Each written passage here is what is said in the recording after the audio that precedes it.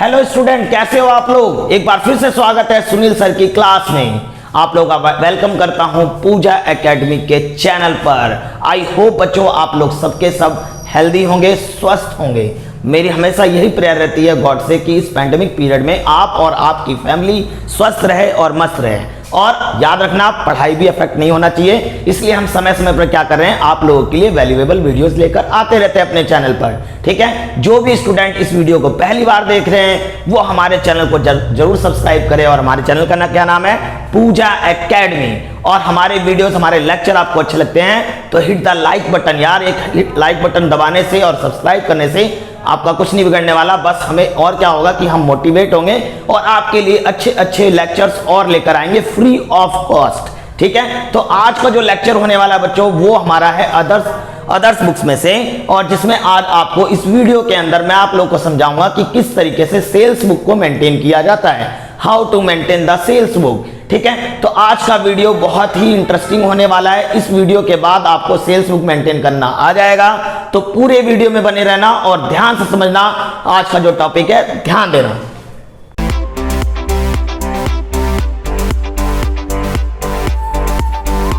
तो बच्चों आज का टॉपिक समझते हैं, सेल्स बुक किस तरीके से मेंटेन किया जाता है। ठीक है, सबसे पहली बात बच्चों, कुछ बेसिक चीजें आपको ध्यान रखना है सेल्स बुक्स मेंटेन करने से पहले।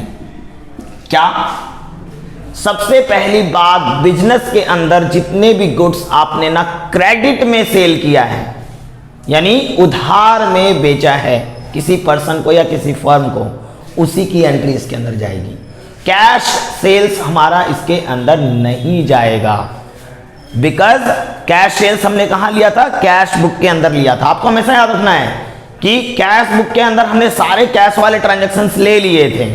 जो भी बच्चे इस वीडियो में नए हैं ना, वो हमारे पिछले लेक्चर जरूर जाकर देखें, वहां पे मैंने कैश बुक भी समझा रखा है, परचेज बुक भी समझा रखा है, और ये हमारा सेल्स बुक का टॉपिक चल रहा है। पिछले वीडियोस देखने से हमारे टॉपिक और थोड़े क्लियर हो जाते हैं माइंड में। ठीक है, तो ध्यान रखना कि सेल्स बुक के अंदर आपको सबसे पहली बात माइंड में क्या फिट रखना है कि हमेशा क्रेडिट सेल्स वाली एंट्री जाएगी। यानी यहां मैं लिख देता हूं, in this book credit sales are taken. इस बुक में सिर्फ हम क्या करते हैं, क्रेडिट सेल्स लेते हैं। ठीक है, और एक चीज याद रखना बच्चों, आप जब भी एग्जाम में ऐसे क्वेश्चन सॉल्व करोगे ना सेल्स बुक परचेज बुक वाले, तो कुछ ऐसे पॉइंट दे देते हैं जिससे कि जो स्टूडेंट होते हैं वो कंफ्यूज हो जाते हैं। वो बीच में कैश वाले ट्रांजैक्शंस भी दे देते हैं, तो आपको समझ जाना है भैया हम सेल्स बुक बना रहे हैं ना, तो कैश सेल्स वाला तो आना ही नहीं है, क्योंकि इसका रूल यही कहता है कि सेल्स बुक में क्रेडिट वाला जाता है। ठीक है, यानी कैश सेल्स नहीं आएगा। यहां पे मैं ऐसे लिख भी दे रहा हूं, कैश सेल्स वाली एंट्री आपको नहीं लेनी है। ठीक है, आपको ये ध्यान रखना है, बेसिक फंडा याद रखोगे तब आपको क्वेश्चन अच्छे से समझ में आ जाएगा। तीसरी बात याद रखना क्या, कि आपको ना बिजनेस से रिलेटेड जो गुड्स होते हैं उसको लेना है। जैसे मान लो किसी का बिजनेस फर्नीचर का है, तो उसने फर्नीचर यदि सेल किया है, वो भी क्रेडिट में सेल किया है, तो हम एंट्री लेंगे उसकी। और मान लो उसने अपना कंप्यूटर सिस्टम बेचा है, क्रेडिट में सेल किया है। कंप्यूटर सिस्टम बेचने का काम तो नहीं है ना उसका बिजनेस फर्नीचर का है, तो फर्नीचर से रिलेटेड यदि कोई भी क्रेडिट सेल करेगा ना, तो उसकी एंट्री होगी। तो आपको याद रखना है कि गुड्स जो होना चाहिए रिलेटेड टू बिजनेस, यानी वो गुड्स लेना है जो कि हमारे बिजनेस में रीसेल के लिए होते हैं। गुड्स की एंट्री लेनी है, ना कि किसी असेट्स की एंट्री लेनी है। ठीक है, क्योंकि यदि कोई बिजनेस है और उसमें जो रीसेल के लिए जितनी भी चीजें होती है वो गुड्स कहलाती है, और वो क्रेडिट की गई है, क्रेडिट सेल की गई है, तब आपको वहां पे सेल्स बुक में लेना होगा। आई होप आपको बात आ रही होगी समझ में कि क्या कह रहा हूं। ठीक है, पहले एक क्वेश्चन लेते हैं, तो क्वेश्चन से आपको वो चीज क्या हो जाएगा, बिल्कुल क्लियर समझ में आ जाएगा कि क्या कह रहा था मैं। ठीक है, तो क्वेश्चन पे आते हैं। तो बच्चों एक अच्छा सा क्वेश्चन देखते हैं और हम देखते हैं कि किस प्रकार से हमें सेल्स बुक प्रिपेयर करना होता है। तो आपको क्वेश्चन स्क्रीन पे दिख रहा होगा बच्चों, मैं आप लोगों को यहाँ पे सॉल्व करके दिखाता हूँ कि किस तरीके से सेल्स बुक मेंटेन किया जाता है। सबसे पहली बात, मैंने जो 2-3 बातें बताई थी आपको सेल्स बुक कैसे मेंटेन करते हैं, उन बातों का आपको ध्यान रखना है। क्या? हमेशा याद रखना, सिर्फ क्रेडिट सेल वाली एंट्री लेनी है, कैश सेल्स वाली एंट्री नहीं लेनी है, और वो आइटम्स लेने हैं जो कि बिजनेस से रिलेटेड हो। यदि मान लो कोई ऐसी एंट्री है जो बिजनेस से रिलेटेड नहीं है, वो बेशक ही हमने क्रेडिट सेल क्यों ना किया हो, लेकिन हम उसको क्या कर देंगे, नहीं लेंगे। ठीक है, तो इस चीज को आपको ध्यान रखना है। जैसे कि हम लेते हैं, आपको क्वेश्चन दिख रहा होगा स्क्रीन पे, यहाँ पे लिखा हुआ है following transaction are of Messrs Kishore and sons for the month of April 2017। बोला है क्या कि मैसेज किशोर एंड सन्स के बुक में ये ट्रांजैक्शंस हुए हैं अप्रैल 2017 में। प्रिपेयर देयर सेल्स बुक, हमें सेल्स बुक यहाँ पे प्रिपेयर करना है। अप्रैल 3 में क्या हुआ, sold to Messrs Gupta and Verma on credit, हमने मैसेज गुप्ता एंड वर्मा को क्रेडिट सेल किया हुआ है। क्या 30 shirts at the rate 150 each, 20 trousers 300 each. तो आप ध्यान से देखो, यहाँ पे शर्ट ट्राउजर्स ऐसी बातें चल रही है, दैट मीन्स कि उसका गारमेंट का बिजनेस रहा होगा। ठीक है, आगे भी पढ़ के देखते हैं। अप्रैल 10 में सोल्ड ओल्ड फर्नीचर, एक पुराना फर्नीचर बेच दिया उसने to Messrs Sehgal and company on credit 800।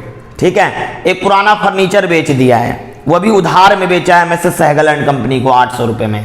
बच्चों अब आपको समझ में आ गई होगी बात कि भैया बिजनेस उसका गारमेंट का है और बेचा उसने क्या फर्नीचर है, तो फर्नीचर वाली एंट्री क्या करनी है, आपको इग्नोर करनी है। ठीक है, क्योंकि जिस टाइप का बिजनेस होगा उससे रिलेटेड कोई आइटम उसने क्रेडिट सेल किया होगा तो वो लेना होता है सेल्स बुक के अंदर। ठीक है, तो ये अप्रैल 10 वाली इग्नोर करेंगे।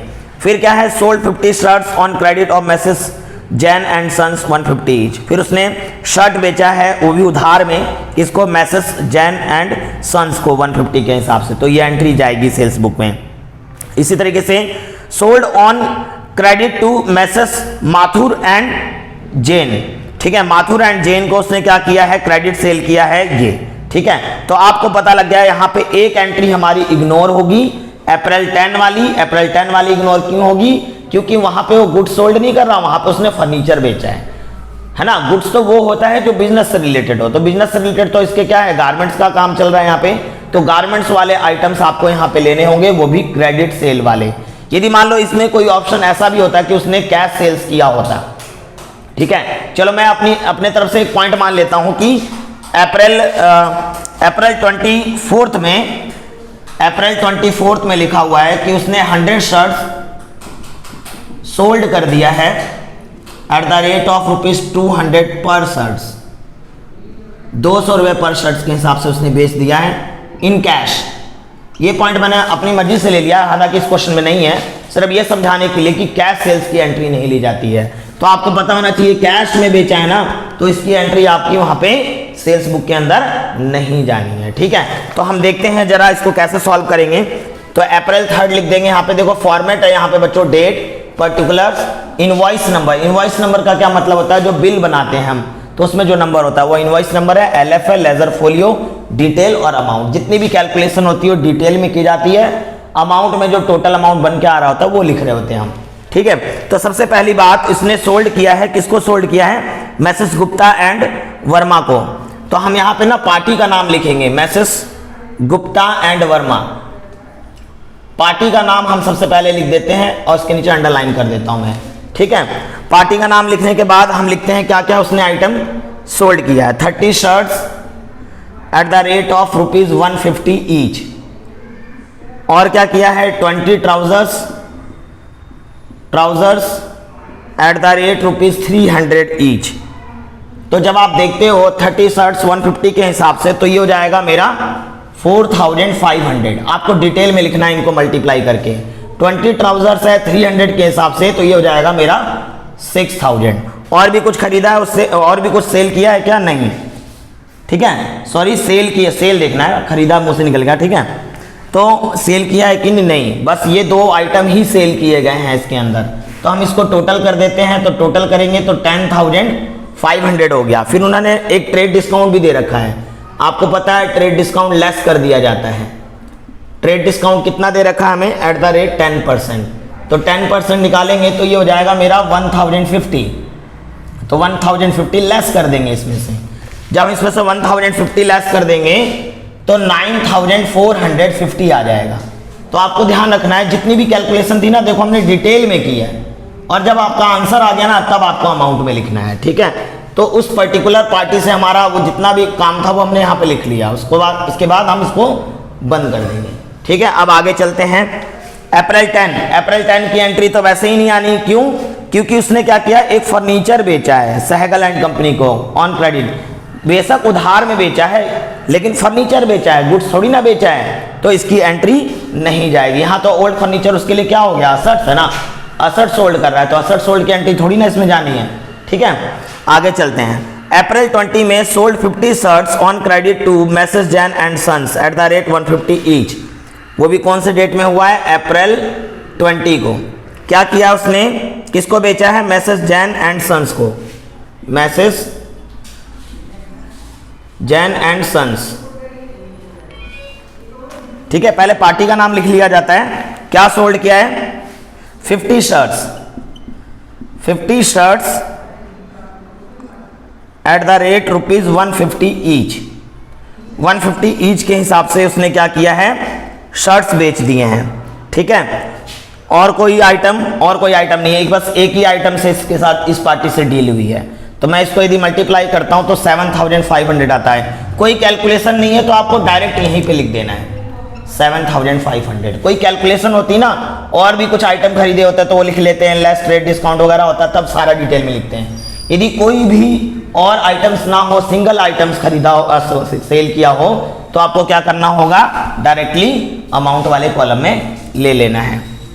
इसी तरीके से हम आते हैं अप्रैल 23 में। अप्रैल 23 में आप जब देखते हो, sold on credit to Messrs Mathur and Jain, ठीक है ना, मैसेज माथुर एंड जैन। ठीक है, अंडरलाइन कर दिया, पार्टी का नाम लिख दिया। क्या सोल्ड किया है, क्रेडिट सोल्ड किया है 100 shirts, 100 shirts at the rate rupees 175 each. तो 100 शर्ट्स 175 ईच के हिसाब से कितना हो जाएगा, 17,500। और 10 ओवरकोट्स, ओवरकोट्स भी बेचा है eight the rate rupees 500 each. तो ये हो जाएगा 5000, 500 इंटू में 10 कितना हो जाएगा, 5000। देखो इसमें कैलकुलेशन थी इसलिए हमने डिटेल में लिखा, इसमें कैलकुलेशन नहीं थी, डायरेक्ट अमाउंट में लिख दिया था हमने।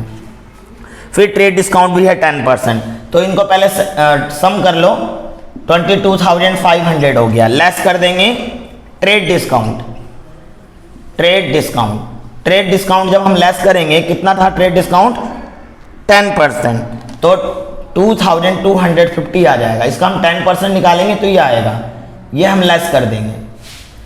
ये ब्रैकेट का मतलब लेस ही होता है, इसलिए ऐसे ब्रैकेट में लिखा है मैंने। ठीक है ना, तो आपको पता होना चाहिए कि अकाउंटेंसी के अंदर ऐसे ब्रैकेट में लिखने का मतलब क्या होता है, सब्ट्रैक्ट करना। तो इसको हम लेस करेंगे तो यह आ जाएगा 20,250। आई होप समझ में आ गया होगा कि मैंने क्या किया यहाँ पे। ठीक है, अब तो कोई एंट्री है नहीं, मैंने एक अपनी मर्जी से एक एंट्री डाली हुई थी कि 100 shirt sold at the rate rupees 200 पर शर्ट इन कैश। तो अप्रैल 24 में ये लिखा है कि उन्होंने 100 शर्ट बेचा है 200 रुपए पर शर्ट के हिसाब से, लेकिन कैश में, तो इसकी भी एंट्री नहीं जानी है क्योंकि इस क्वेश्चन में नहीं था, तो ये मैंने ऐड किया अपनी मर्जी से। क्योंकि आपको ध्यान रखना है, कैश सेल्स वाले आइटम्स नहीं लेने हैं और जो आइटम्स हमारे बिजनेस से रिलेटेड नहीं है उनको भी नहीं लेना है, ये याद रखनी है, सिर्फ क्रेडिट सेल वाली एंट्री लेनी है। ठीक है, तो ये हो गया हमारा। अब मैं इनको सम कर देता हूं, यदि मैं सम करता हूं इसका तो ये आ जाएगा 16,950 और 20,250 को जब मैं टोटल करूंगा तो ये आ जाएगा मेरा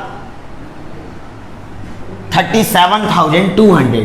तो ये मेरा 37,200 हमारा क्या आ गया, टोटल आ गया। अब आपको पता होना चाहिए जब ये टोटल आ गया, कौन सा बुक बना रहे हैं हम यहाँ पे, सेल्स बुक। तो आपको देखो अप्रैल है ना, यहाँ पे अप्रैल 23 है, तो अप्रैल मंथ का लास्ट वाला डेट आपको यहाँ पे लिख देना है, अप्रैल 30। और सेल्स बुक बना रहे हैं तो हम यहाँ पे क्या लिख देंगे, सेल्स अकाउंट क्रेडिट। क्योंकि परचेज बुक में क्या होता था, purchase account debit, sales book में क्या होता है, सेल्स अकाउंट क्रेडिट होता है। उसके बाद हम क्या करेंगे, इसके नीचे एक लाइन खींच देंगे इस तरीके से। जहां आपको एक चीज याद रखना है, कुछ बेसिक चीजें, जब भी आप टोटल करते हो डबल लाइन खींचना है आपको। ये डबल लाइन ये कहता है कि भैया यहाँ पे क्वेश्चन हो गया खत्म, टोटल हो गया, टोटल को रिप्रेजेंट करता है अकाउंट के अंदर। ठीक है, और ये टोटल किस चीज का है, सेल्स अकाउंट का है। कौन सी डेट में, मंथ अप्रैल के लास्ट में आप चेक करोगे तो टोटल सेल्स इतने की हुई है, वो भी क्रेडिट सेल हुई है, जो कि आगे अब लेजर में ट्रांसफर होगा। तो ये चीज आपको ध्यान रखना है, कैसे लाइन खींचना है। तो बच्चों इस तरीके से हमने समझ लिया कि how to prepare sales book. तो आई होप बच्चों आप लोगों को बहुत अच्छे से समझ में आया हो कि किस तरीके से हम सेल्स बुक मेंटेन करते हैं। नेक्स्ट वीडियो में मिलते हैं, इसके आगे का टॉपिक लेकर आऊंगा। और बच्चों आप हमेशा ना प्रैक्टिस के लिए मैं क्वेश्चन होमवर्क में डिस्क्रिप्शन बॉक्स में दे दूंगा, आप लोग वहां से क्वेश्चन को प्रैक्टिस करना। ठीक है बच्चों, यदि आपको हमारे वीडियोस अच्छे लग रहे हैं तो hit the like button and subscribe our channel, क्या नाम है, पूजा एकेडमी। तो बच्चों आज के लिए बस इतना ही, मिलते हैं नेक्स्ट वीडियो में। Okay, tata bye bye, take care बच्चों।